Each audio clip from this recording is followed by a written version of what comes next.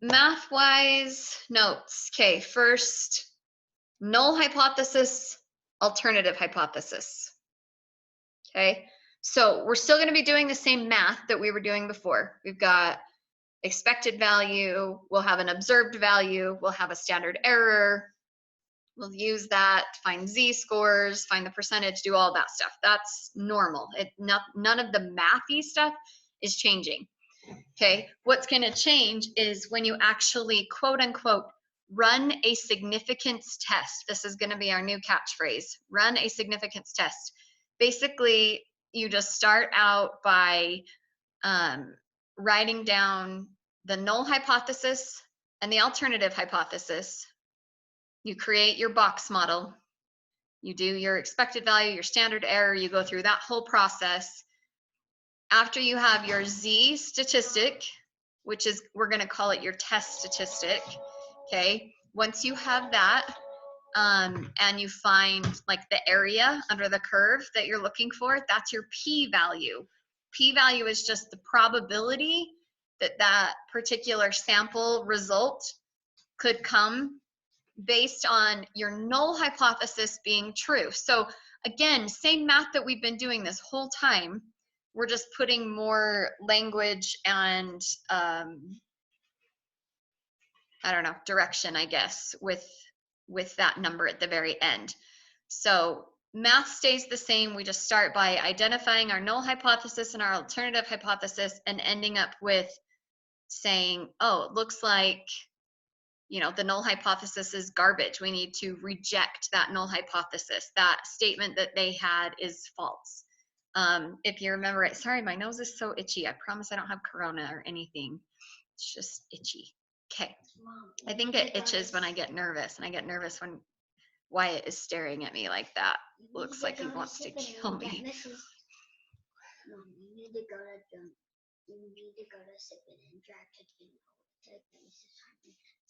Okay, not right now. I am in a meeting. Okay, sorry. I also have lots of kids. All right. Kaya said she's coming and she can find a different device to use because she can't. Okay. All right. Anyway, so null hypothesis, alternative hypothesis. Null hypothesis is just saying that whatever their claim is about the population or whatever their claim is about something that has happened in the past, a number that existed in the past, the null hypothesis is just saying that that is still true. Okay. So null, N-U-L-L, is for no change. Nothing has changed. So whatever happened in the past or whatever someone is claiming has happened, that is the null hypothesis, that stays the same. The alternative hypothesis is just that something has changed. Okay, so if you are running a test to see, like to test the effectiveness of a blood pressure medication, the null hypothesis is going to be that your blood pressure is not going to go down. Your blood pressure is going to stay the same, no change. Null hypothesis, no change. Got it? Did you freeze? Great.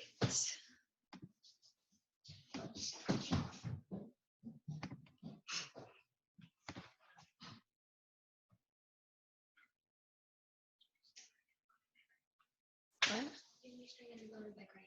Okay. Be careful, please. Sorry, guys. Are you all there? Yeah. Okay.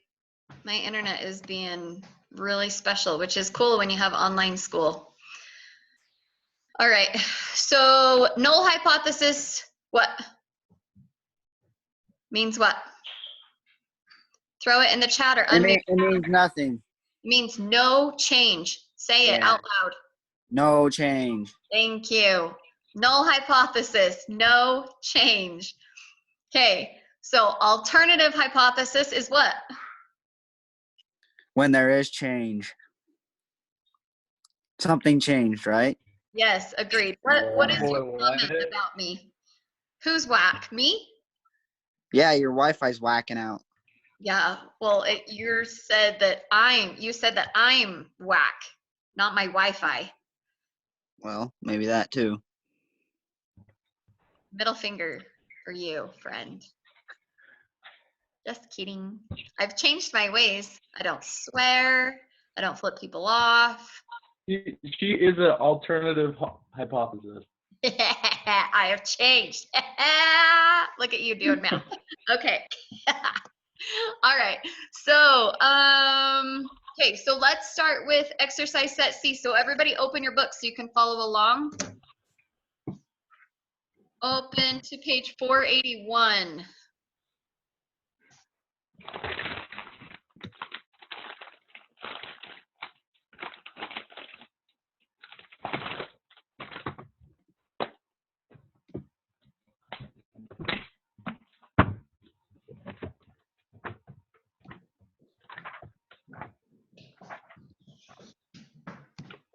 I have to go get them first.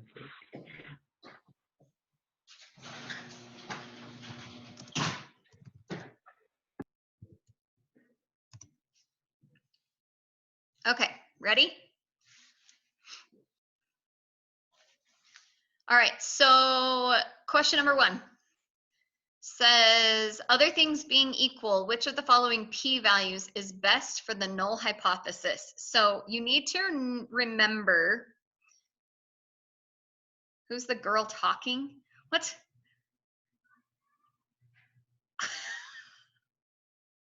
Brock. Okay, bless you. I'm not going to read the chat anymore. It's too distracting. These boys are distracting. Why are you raising your hand? What do you want? Nothing. I just wanted to see what it'd do. Okay, bye. Lowering your hand. Stop. Sorry that we can't just focus. I really thought, you know, without your presence. Brock Ramos, what do you want? Why are you saluting?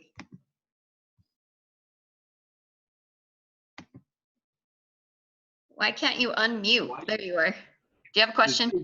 Why did you request to unmute me? I was trying to unmute you because you looked like you had a question. When you Oh, stand up there like this, that tells me you have a question. No, I'm good. Okay, bye. All right, so, okay, question number 1, p-values. So when we run a significance test, okay, we are always looking for evidence against the null hypothesis. Okay, it's a test by contradiction. We're trying to see if we can just say that the null hypothesis is crap. Now, keep in mind that that never, ever, ever means that we're trying to find the likelihood that the alternative hypothesis is true. Okay, we're never trying to find the probability or the likelihood that one of those two statements is true. We're just trying to see if we have enough evidence against the null hypothesis. Now, does it make sense to you that, like, if I, even that blood pressure medication that example that I just gave you, the blood pressure medication either works or it doesn't. Agreed? So if I find evidence to suggest that the blood pressure has changed, then I might say, you know what, I think that it probably works. Okay, but the fact of the matter is the blood pressure medication either worked or it didn't. Like, that is already answered. I'm just looking for evidence to suggest one way or the other, but it's already decided. Same with, like, when we talk about drawing tickets out of a box. If I pull out a bunch of tickets and the average of my tickets is a 10, okay, the average of the tickets in the box is either 10 or it's not. I'm not saying I'm finding the likelihood that the average in the box is 10. The average of the box is 10 or it's not. It has already been decided because the tickets are already in there. Somebody could dig in and figure out what that average is. It's something that I don't know, but it's already decided. There's already a number attached to the actual average for that box. I'm just trying to figure it out using a sample. So when I gather evidence to suggest that that the average of the box is 10, that's all that is. It's evidence to suggest. It's not fact. It's not hard proof. Okay, so that's one of the things that you have to get used to with these significance tests. when you find your p-value at the end, when you find that area like we've been doing, you're not finding the probability that that null hypothesis is true. What you're doing is you're finding the likelihood that this crazy sample value could happen if the box is true, or if that null hypothesis is true. Okay, so just be careful with that wording. Okay, but what it boils down to, because we're looking for proof by contradiction, if our p-value is super, super tiny, okay, little itty bitty p-value, so the probability is super, super low, then that is really strong or really big evidence against the null hypothesis. Yeah, but if p is large, or like a normal-ish number, like let's say even if p was like 10% or 15%, just ignore the boys. Okay, if p is like 10 or 15% or something like that, then all that's saying is there's a decent chance that this sample value could happen with the null hypothesis being true.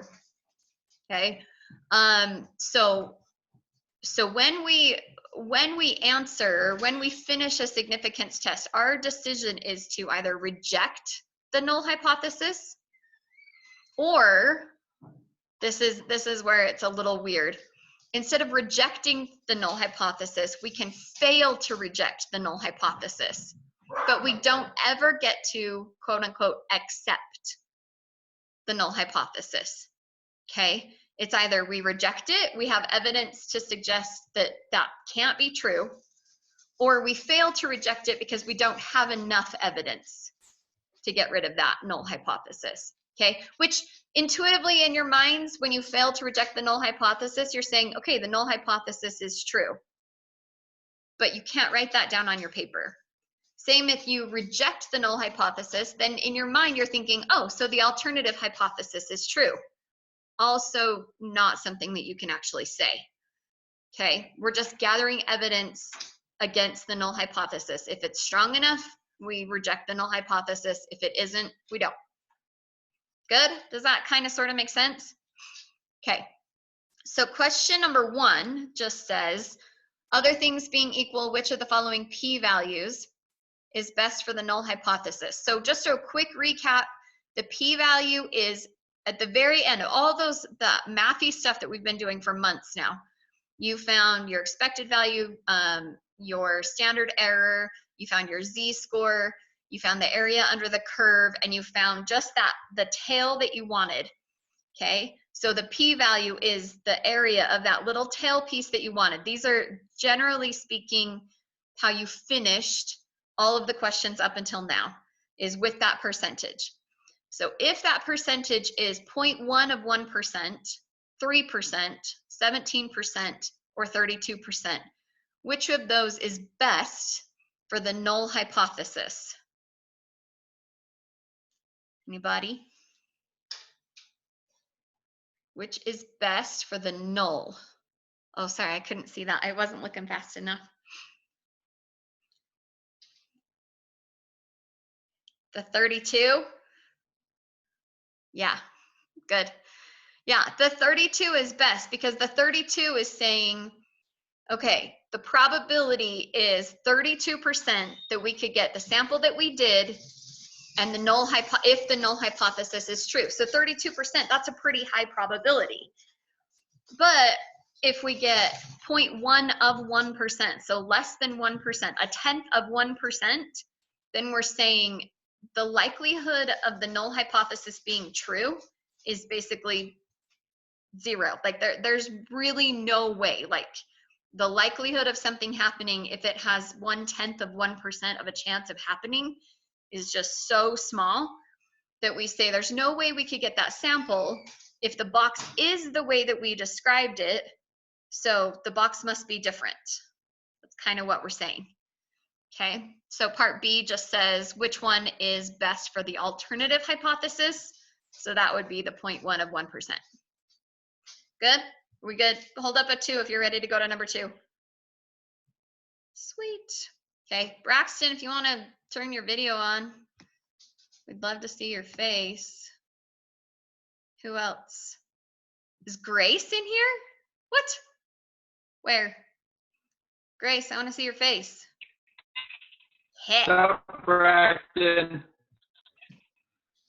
I love these people. Oh my gosh. What's up, broccoli? I only love a couple. Sorry, guys. All right, here we go. Okay, so, all right. Next question. According to an investigator's model, the data are like 50 draws made from a box. The null hypothesis says the average equals 100. The alternative says that the average is more than 100. So when you write an alternative hypothesis, you're never coming up with a new number. You're just saying the null isn't true, and it's not true either this way or that way. Okay, so in this case, they're saying that the alternative is that the average is actually higher than 100. You could say that the average is lower than the null hypothesis, or when you don't have a lot of evidence, and we'll talk about this more in the very last chapter, in chapter 29, we'll talk about it a little bit. Sometimes you don't really know. You are thinking it might be different, but you haven't collected your data yet and you don't really know. So sometimes you have to run a two-way test where your null hypothesis is that the average is 100 and your alternative hypothesis is that the average just isn't 100, but you don't know which way. Okay, so if you think about like your normal curve, if I'm saying I think the average is above 100, then I just have that upper tail. If I think it's just below 100, I'm ignoring you, Brock Ramos. I have a question. Okay, what? Are we supposed to be like doing an assignment or like doing No, notes as on long this? as you're on the Zoom call and participating in the conversation, then you don't have to write it down. It's just the people that didn't get in the Zoom call, they have to do the assignment. Oh, because I've been struggling on those. Those are Really? rough. Yeah. Okay, well, I will help you anytime, day or night, because that's all I do is teach individual people math. It's very weird. Okay, anyway, so the idea, oh, hold on.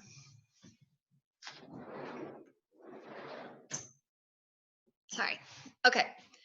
All right, so let's go to number 2. The null hypothesis is that the average is 100. The alternative hypothesis is that it's higher than 100. They went ahead and calculated the Z statistic or the test statistic for you, found that Z was 2.35. Okay, if you were to throw 2.35 in the back of your book and find that area, you would find that the area that's left is 0.94. Okay, they just, in your book, they just rounded it to approximately 1%. That's one of their favorite things to do, is not use the exact values, and then you guys get a little bit confused. But you can take that same calculation, actually put 2.35 in the back of the book, and come up with a p-value of 0.94, which again is approximately 1%. So the important part here is the language again. So it's true or false. Part A says, if the null hypothesis is right, there is only a 1% chance of getting a Z bigger than 2.35. So that is true, okay? And what that means is that there's only a 1% chance that you could get a value as extreme as 107.3 or more extreme than that. So like 108, 110, 115, those are more extreme.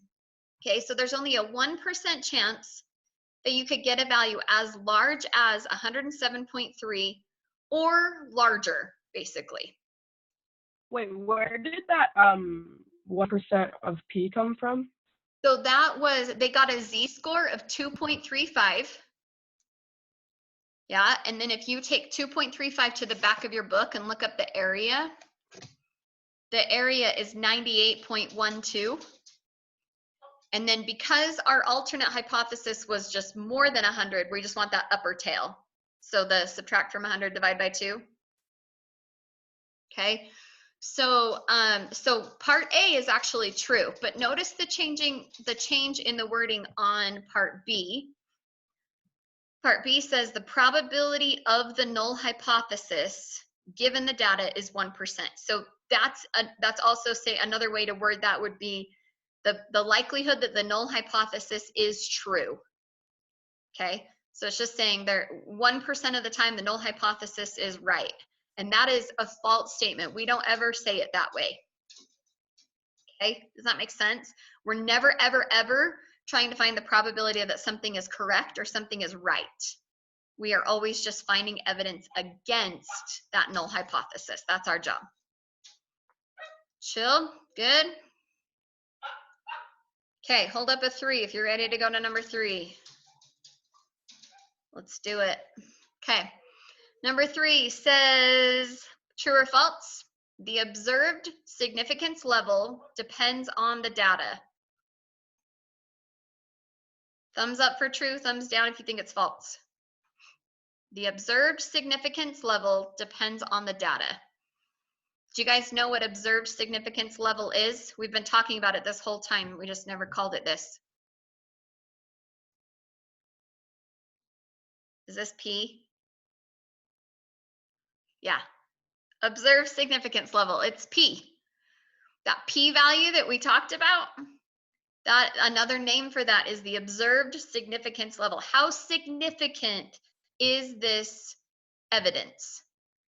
Okay, the observed significance level is 1% in that example that we just barely did. Okay, so the question is, does it depend on the data? So I want you to think about the math involved to get to that p-value. In order to get to a p-value, you got an area out of the back of your book, yes? And to get the area in the back of the book, you had to use a z-score, yes? And to get a z-score, you had to use what 3 numbers? Somebody unmute yourself and tell me what 3 numbers are involved in getting a z-score. The average, the I don't know, the other number, and then there's SD. Like Okay. the number. Go, Kaya.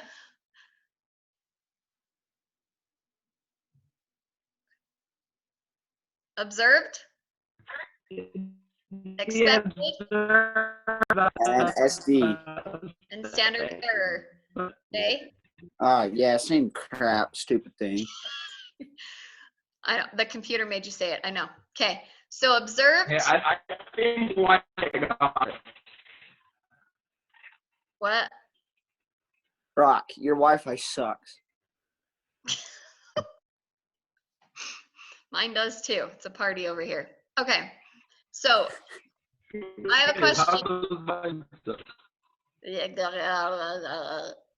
I hope I sound better than that. If I sound like that, I would have turned me off a long time ago. Okay. All right.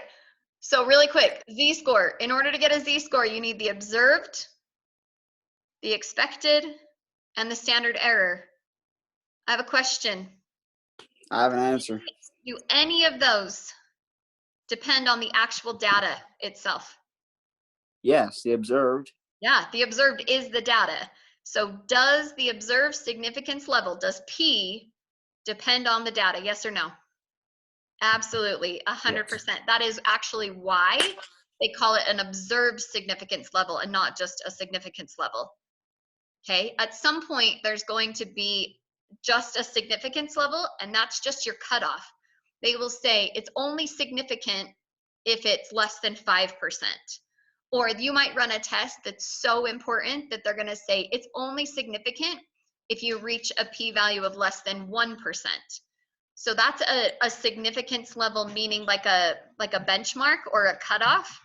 Your observed significance level is that p-value that you actually got when you went through the work of, you know, finding the z-score and finding the area and doing all of that. Good? Yes?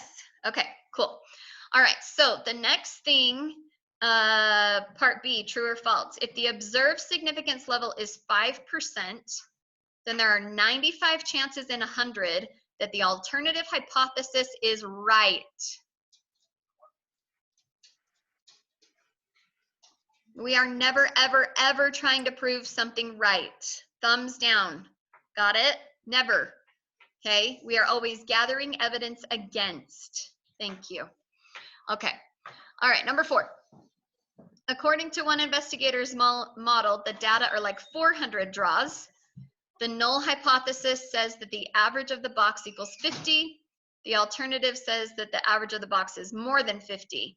In fact, the data averages out to 52.7 with an SD of 25. It asks us to compute Z and P. You guys want to try it? Okay, let's try it. So get out a scratch piece of paper or something.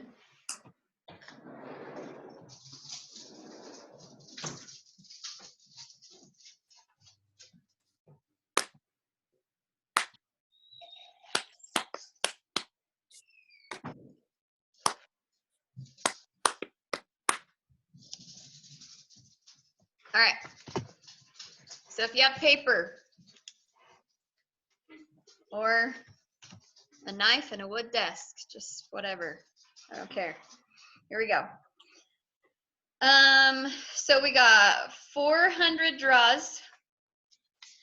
Okay, really quick in that question, what would you say is the null hypothesis?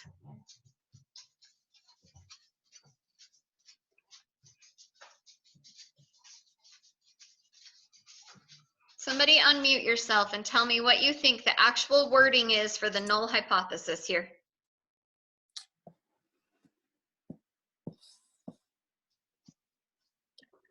It's in there. There's a sentence in the problem. The null hypothesis.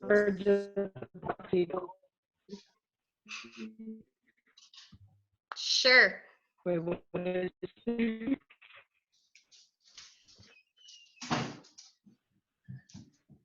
Wait, what did Wyatt say?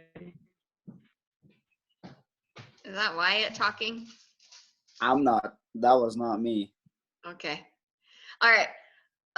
It tells you that the null hypothesis is that the average of the box equals 50. That's basically like someone coming up to you, handing you the box and say, by the way, the average of those tickets is 50.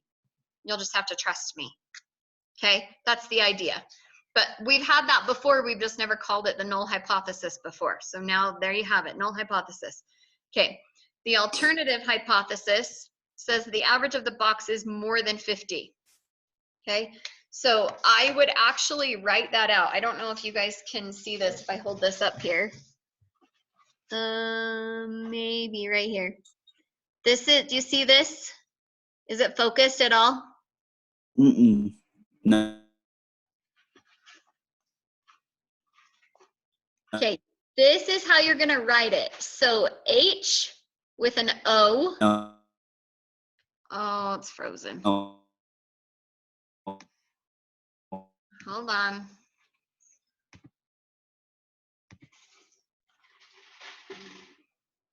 Okay, are we back? It kind of wigged out for a second though. Are we good? Yeah, I did not hear a thing you. No, I did not hear a thing you just Okay, said. I know, we'll start over. Okay, so look right here. Can you read that? Yes or no? Okay. Yeah. So that says H with an O. Okay, that's the null Oh. hypothesis. The supposed average is 50. Oh my Okay. God. And then what's this? HA. What does A stand for? I don't know that other A word. Alternative. Alternative. So the alternative hypothesis. Wait, I want to know why you did. I was wondering why you did an O for null instead of like an N. Because the Did you hear O, me? yeah, I can. It's just a little weird. Okay. Please don't. Okay, so that is just regular notation. Okay. Statistics notation across the board. What is happening here? Okay, so regular notation across the board is that HO with an O is the null hypothesis. And that O is like it's like a zero. It's saying no change. Okay, it really is the letter O, but it just means no change. And then the A really does stand for alternative or alternate, sometimes they say, instead of alternative. Okay, so I don't know why that, but that's just stats wide. That's the notation, is HO, okay, is the null, like nothing, no change. And then HA is alternative. Okay, so that's how we would write that out. And then we're just gonna go ahead and we're just gonna proceed with the math as usual. So our expected value is gonna be 50. Okay, our observed value, however, is 52.7. Now we need a standard error because we have observed and we have expected. But in order to calculate Z, we need a standard error. So a standard error is going to come from same process that we've been using this whole time. Okay, standard deviation, 25 times the square root of the number of draws, which is 400, divided by, wait, why am I dividing? Because you need it to be a percentage. Yeah, it's Like, asking for correct. an average. So when we calculate, if we just did 25 times the square root of 400, that would be the standard error on the sum of all the tickets of the box. But this data isn't about the sum of all the tickets of the box. This data is about the average of 400 draws out of the box. So I got to divide by 400 to get the average value. Okay, so you should get an SE of 1.25.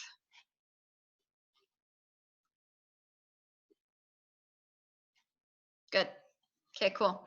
So now you can find a Z-score. Find a Z-score for me.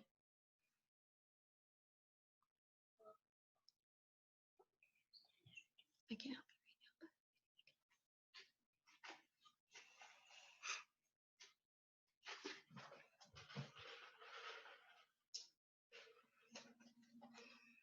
Is it 2.16? Yep. Okay. So a Z-score of 2.16. We look it up in the back of the book. What do we get? You only get 1.58 because you like subtract that from 100 and divide by 2 because one side. So 96.84, yes. And Yeah, then and then you 0.85. Yep. 100. Yeah. Yep. Okay. So your p-value, right? So the probability is 1.58. The probability that you could get an average as extreme or more extreme, right? 52.7 is higher than 50, but there are other numbers that are even higher than that. So the 1.58% covers the probability of getting something as high as 52.7 or anything higher than that. Okay, so there's a 1.58% chance that if the average of the box is 50, you could get an average of 52.7 or higher. Okay, that's what that is saying.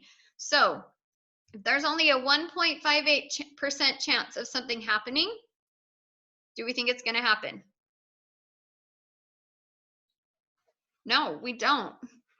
Okay, so our thought is, okay, well, if it happened, because we observed an average of 52.7, it already happened, but it only had a 1.5% chance of happening. So what do we say about their statement about the average of the box? That maybe they're wrong? Does this make sense to you guys? Yeah, maybe the average of the box is a little bit higher than 50, and that's why our average was all the way up at 52.7. Yeah, we don't consider ourselves the lucky type of people that if there's a 1% chance of something happening, it's going to happen to us. It's not really the way we work. Okay. All right, cool. And then number 5, let's just fill in these blanks really quick, and then we'll talk about what's actually on your assignment.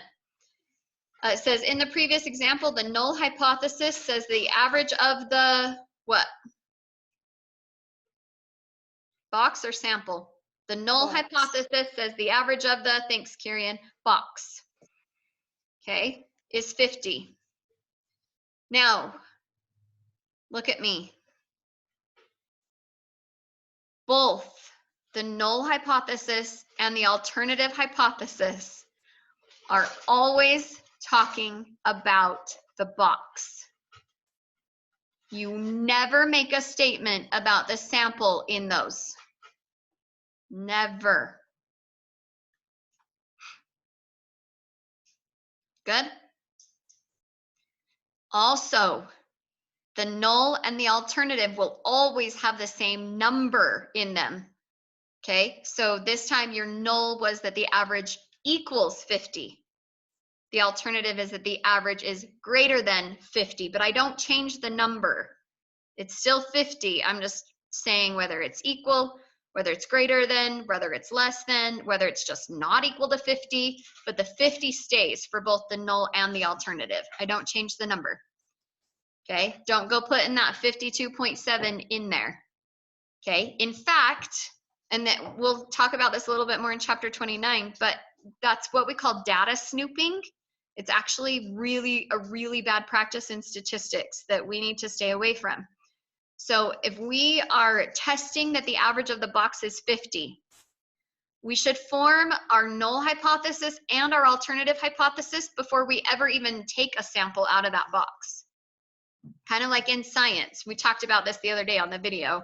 I think in the other Zoom we talked about this. You don't perform an experiment and then write the hypothesis about what you thought was going to happen in the experiment. Right? Because even if you're right, you now look like an absolute idiot. Your job as a scientist is to make that prediction, to hypothesize what is going to happen. Yeah? I mean, how much credibility does someone have that, you know, is now saying, oh, I think COVID-19 is going to reach Utah by such and such date? Well, it did. And you're just looking at the data that shows that it did. So you're just stupid. Okay? When we make a hypothesis, we're predicting the future, if you will, or predicting what's going to happen, or saying something about what that result might be. We don't look at the results before we write those statements. That doesn't make any sense. Good? Okay, so I'm going to show you, hold on just a second. I'm going to show you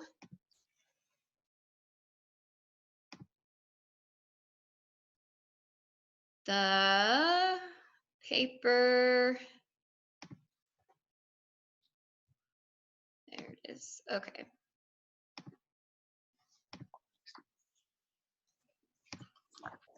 Okay, so this is a document that I shared with you on Canvas, and it walks you through, if you flip over the page to question number 7 on page 482, it's taking you through that particular question. Okay, but this is the outline that I want you to use. Now, this part right here, do you see this part at the top that says key phrases? Yeah, thumbs up if you're seeing my screen. Okay, cool. So this part up here that says key phrases, this is not something that you're expected to have on your actual assignment.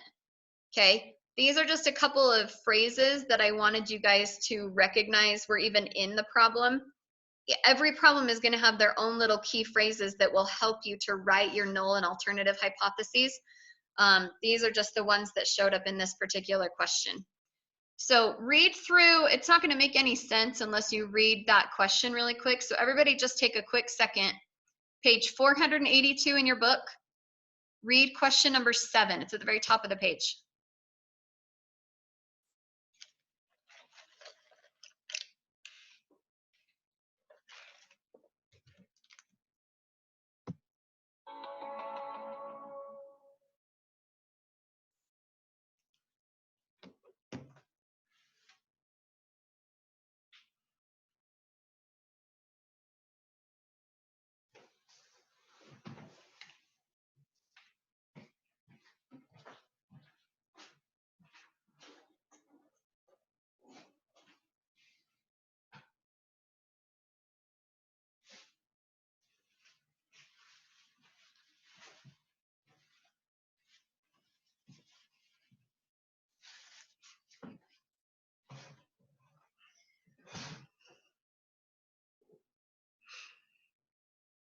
You're my favorite.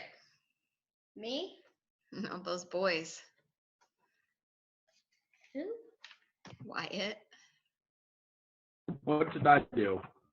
I don't know. This, Why is there a big 6'9" on your screen? I don't know. I don't even know how that happens. Can you just erase it because it's ugly? Please. Okay. All right, here we go. So you read the question, yes? And it's about flex time. Okay, this company is just trying to do what they can for their employees so that they'll quit calling in sick, is really what they're trying to address. Okay, so we're going to write the null and alternative hypothesis. You are going to have to do this on your assignment. Your assignment should look just like this. Batman. Oh my gosh. You too. Okay, so everybody right here, yes? Write the null and alternative hypothesis. Can everybody see what I'm looking at? Okay, that is going to be the first thing that you do on the 2 questions that you have to do on your own. So you write those. Okay, so the null hypothesis is that nothing has changed. They implemented this new flex time or whatever for their employees, but still people are going to show up, or people are still going to take 6.3 days off of work this year. Okay. The alternative hypothesis, though, is that something actually worked. Their flex time actually did what they were trying to have it do. And the average number of days off of work is going to be less than 6.3. But notice the 6.3 is still in both spots. Okay. Then you're going to create a box model. Okay. Just describe your box to me or draw the box on your paper. So my box has an unknown number of tickets. Okay, it doesn't tell me anywhere exactly how many employees they had. Okay, each ticket has the number of days that a particular employee was absent that year. So every ticket is a number. It's a particular number for how many times that employee was absent that year. Okay, so my ticket this year would probably say like 53 because I didn't want to go to school this year.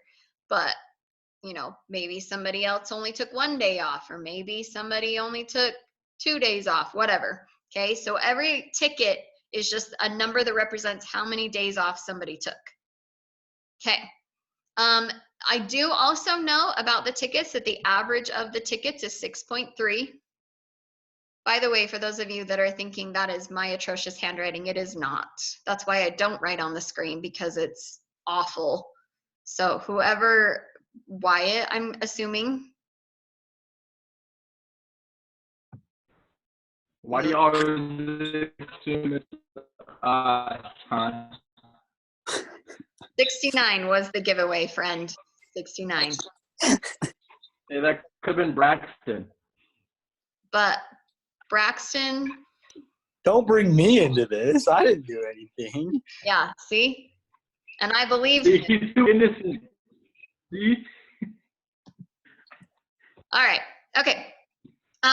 Anyway, and then we know from our box that we're gonna draw 100 tickets. Yeah? Okay, all right, then. Oh my gosh, stop writing on the screen. Okay, then we're going to calculate Z. Okay, now there will be a moment like after spring break when we are not going to be using Z tests. We're going to take a break from Z tests and use what's called a T test. Okay, the only difference is a Z test, you have to have a decent sized sample, or you have to already know that your data would be somewhat normally distributed. With a T test, you can use really small samples, and it doesn't matter what kind of data set you have. Okay, so the process is still going to be very, very similar. You're just going to use a different table, and I'm going to have to somehow over Zoom teach you how to use that table. That'll be fun. Okay, anyway, so for right now, we're just using Z. Everything is normal. We've got our expected value of 6.3. Okay, we've got our standard error that we're going to calculate. So 2.9 times the square root of 100 divided by 100. Any questions about the standard error? Does that look like something you know how to do? Wait, I was gonna ask because like sometimes we have to use the standard error of like the sum or something. For this stuff, is it always just gonna be the average? No, it'll change every time. In fact, the ones on your assignment, you've got standard error sum.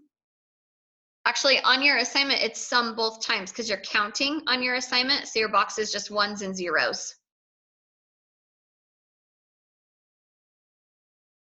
Yeah, so expected value and standard error of the sum or of the count, that's what you'll have on your assignment. This one is average because it talks about the average number of absences per year. But on those ones, you're counting the number of heads and you're counting the number of boys in the data set. So that you're just gonna do, in fact, they're not gonna give you an SD because of that. You're gonna have to do it the old fashioned way, like square root of, yeah? Okay, good question. Okay, so then once we have our standard error, we throw that into our Z formula.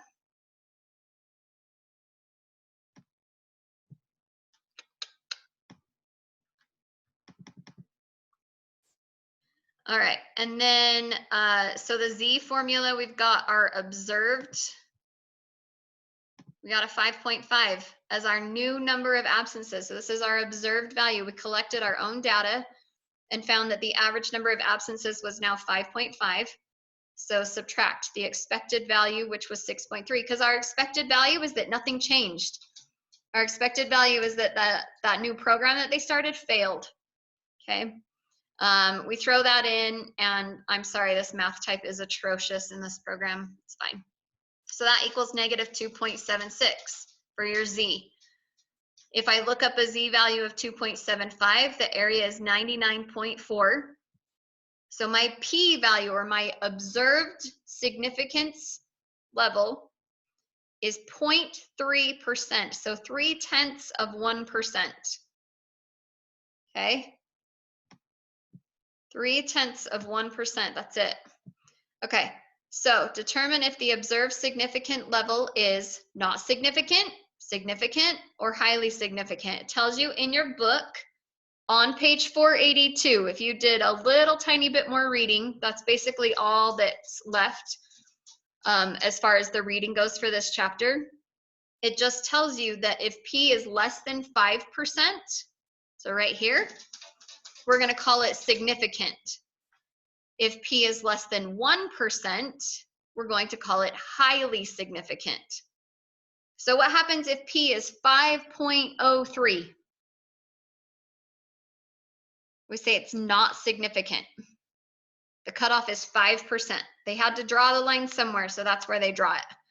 Okay, so at 5%, we say that this result is significant. If it's 1% or lower, we say it's highly significant. Like that's a crap ton of evidence against our null hypothesis. Good? We doing okay? Okay. All right, so we say this result is highly significant, and then we write a thorough conclusion. Okay, and this is what you can model every conclusion after this one if you want to. So it just says we reject the null hypothesis. Chance variation can't explain the number 5.5 found in the sample. So it's not just luck of the draw. Okay, what we're saying here is that 5.5 isn't going to happen if the actual average is, what was it, 6.3. Yeah? And then we have evidence to suggest that the flex time implemented this year may have decreased the number of absences on average. Again, we're not saying anything super definitive. Okay, that's the thing that's a little bit tricky here, is that we cannot say, oh, look, flex time worked. We don't ever say that. We just say we reject the null hypothesis. that the number of absences stayed the same. The evidence suggests that maybe, right? It's all very like vague. You don't want to assume too much. Good? Okay, does that process seem pretty easy to follow? Yeah. Okay, remember on your assignment though, it's going to be asking for a sum because your box is going to be ones and zeros. Your box is not going to be tickets with random numbers that you don't know. It's going to be ones and zeros. Okay, so keep that in mind when you go to do those. If I were you, honestly, while this is fresh, I would just hurry and knock those two out. And if you have questions, let me know. Good? Okay, do you need anything else from me? I have to run to faculty meeting because I'm lucky. I should go Are hop. we ever Oh. are we ever gonna be able to like make it